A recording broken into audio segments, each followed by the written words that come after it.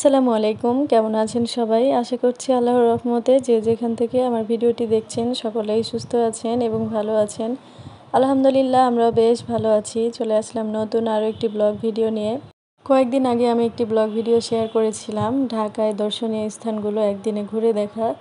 তো সেই ভিডিওটা অনেক বড় হয়ে গিয়েছিল, যার কারণে আমি এই শেষটুকু দিতে পারিনি। তো শেষেরটুকু আমি কিন্তু নিয়ে এসেছি।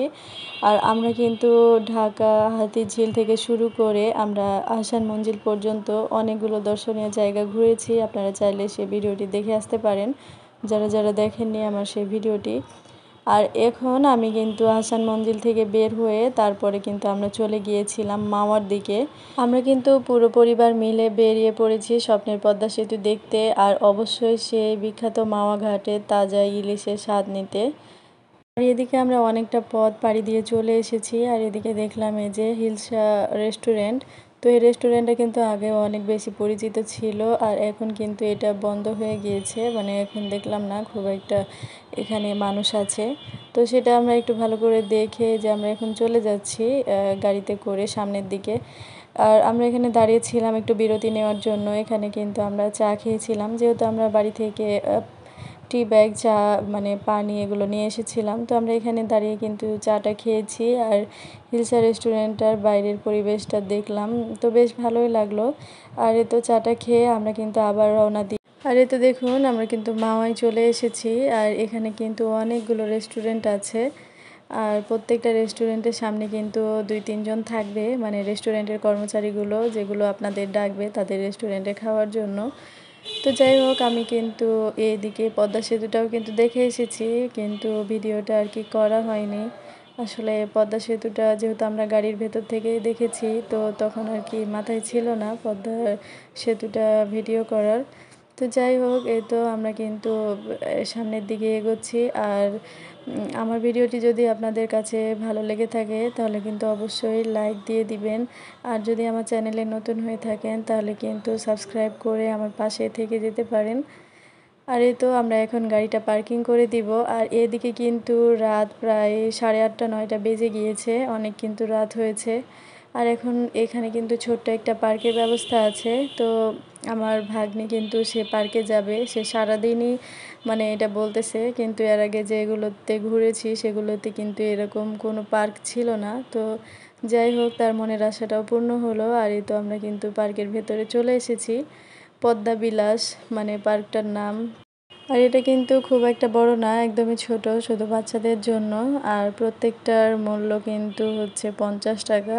তো আমরা কিন্তু কেউই উঠিনি। আর যেহেতু নৌকা এগুলো তো বাচ্চা এগুলো তো দূরে দূরে উঠে, এগুলো তো বাচ্চা নিয়ে ওঠা যাবে না। তো ট্রেনের ব্যবস্থা ছিল, তো শুধুই তার মা মেয়ে হচ্ছে ওই ট্রেনে উঠেছিল, আর আমরা কিন্তু কেউই উঠিনি।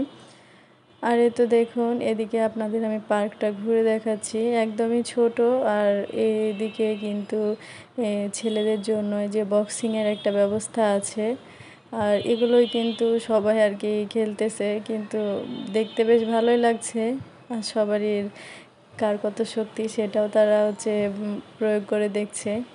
তো যাই হোক, এদিকে আমরা পার্কটা ঘুরে দেখে তারপরে কিন্তু আমরা চলে যাব এখন খাওয়া দাওয়া করতে।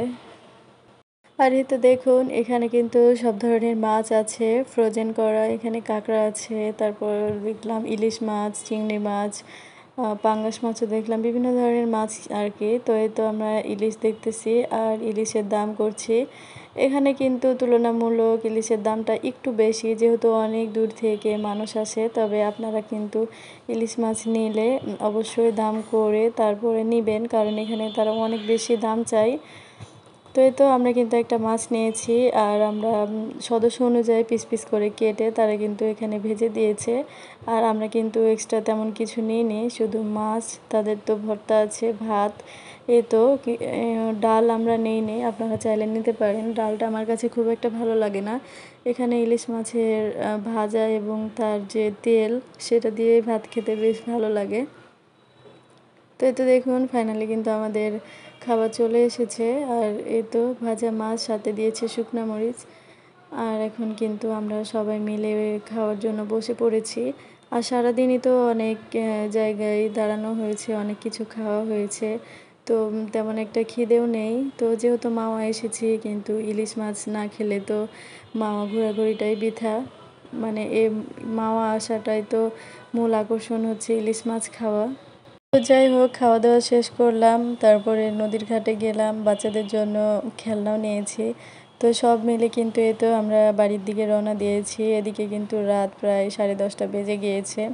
আর যেহেতু আমরা খুব সকাল সকাল বাড়ি থেকে রওনা দিয়েছিলাম, তো সারাদিনই যেহেতু জার্নির উপরে আছি, অনেকটা ক্লান্তও মনে হচ্ছে। আজকের ভিডিওটি এ পর্যন্তই, এবং আগেরটি এবং আজকের ভিডিওটি আপনাদের কাছে কেমন লেগেছে অবশ্যই কিন্তু কমেন্টে জানাবেন। তো সবাই ভালো থাকবেন, সুস্থ থাকবেন। আল্লাহ হাফেজ।